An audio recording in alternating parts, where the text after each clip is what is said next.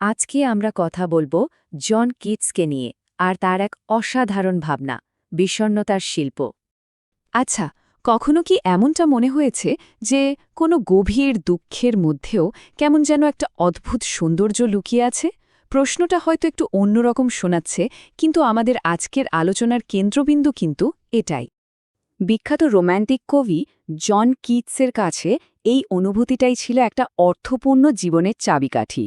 তার মতে দুঃখ থেকে পালিয়ে যাওয়াটা কোনো সমাধান নয়, বরং দুঃখকে আলিঙ্গন করার মধ্যেই জীবনের আসল সৌন্দর্যটা লুকিয়ে থাকে। চলুন আজ এই গভীর ভাবনাটাকেই একটু বোঝার চেষ্টা করা যাক। এই ভাবনাটাকে কিটস নাম দিয়েছেন বিষণ্ণতার শিল্প। কিন্তু প্রশ্ন হল, দুঃখ কি করে জ্ঞানের উৎস হতে পারে?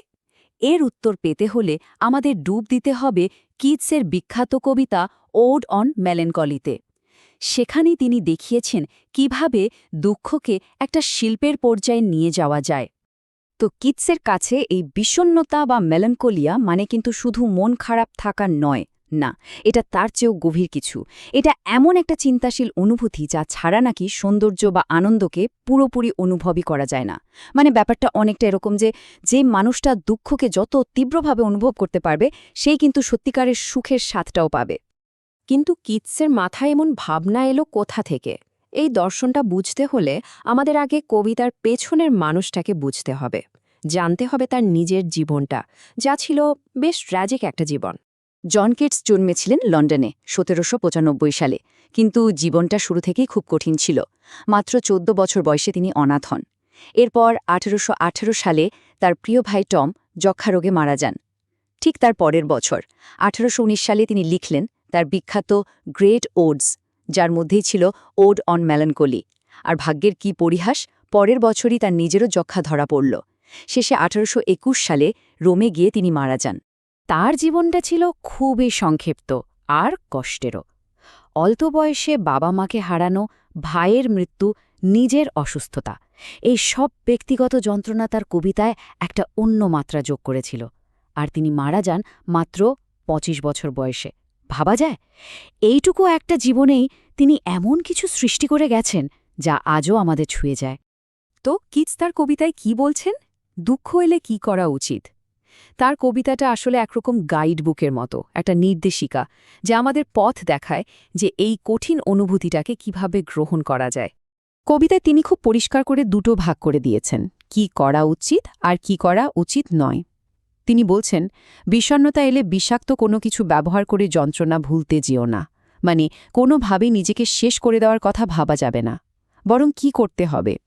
তিনি বলছেন, সকালের তাজা গোলাপের দিকে তাকাও, আকাশে ভেসে ওঠা রংধনু দেখো, বা প্রিয় মানুষের চোখের দিকে তাকিয়ে থাকো। সোজা কথায়, কষ্ট ভোলার জন্য নিজেকে শেষ না করে প্রকৃতির সৌন্দর্যের মধ্যে দুঃখকে খুঁজে নিতে হবে। কবিতার শুরুতেই তিনি লেথি নদীর কথা বলেছেন। গ্রিক পুরাণ অনুযায়ী এই লেথি হল পাতালপুরীর একটা নদী, যার জল পান করলে মানুষ তার সব স্মৃতি ভুলে যায়। তো কিটস এই সব কিছু ভুলে যাওয়ার ধারণার বিরুদ্ধেই সতর্ক করছেন। তিনি বোঝাতে চেয়েছেন যে দুঃখকে ভুলে যাওয়াটা কোনো সমাধান হতে পারে না, কারণ তাতে জীবনের বাকি গভীর অনুভূতিগুলোও যে হারিয়ে যাবে। কবিতাটা শুরুই হচ্ছে এই লাইনটা দিয়ে, না না, লেথিতে যেও না। এটা একটা খুব জোরালো বার্তা, মানে কষ্ট থেকে পালানোর চেষ্টা করো না।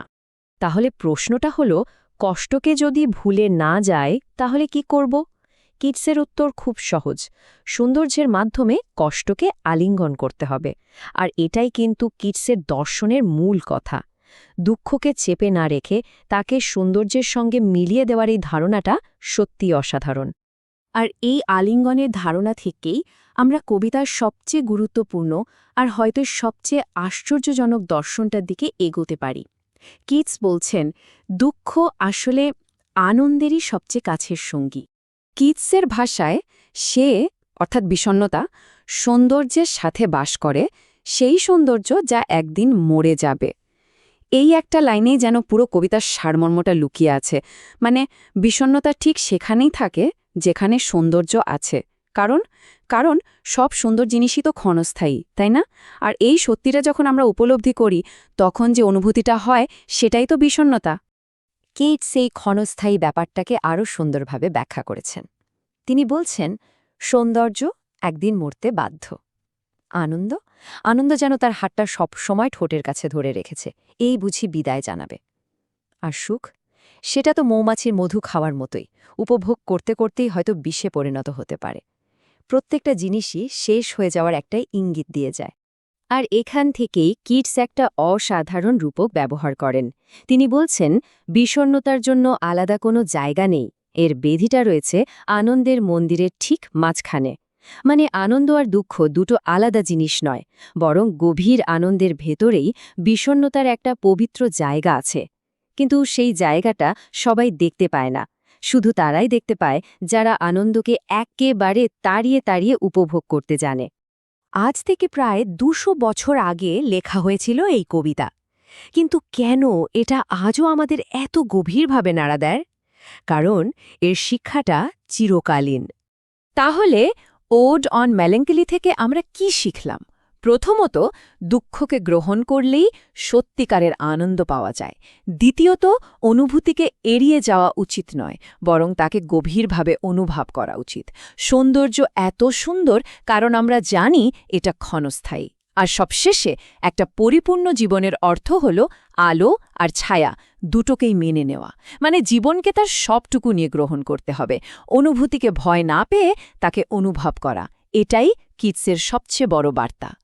তো শেষ পর্যন্ত প্রশ্নটা এখানেই এসে দাঁড়ায়, যদি দুঃখ সত্যিই সৌন্দর্যের একটা অংশ হয়, তাহলে বিষণ্ণতাকে আমরা যেভাবে দেখি সেই দৃষ্টিভঙ্গিটা কি একটু বদলানো যায়?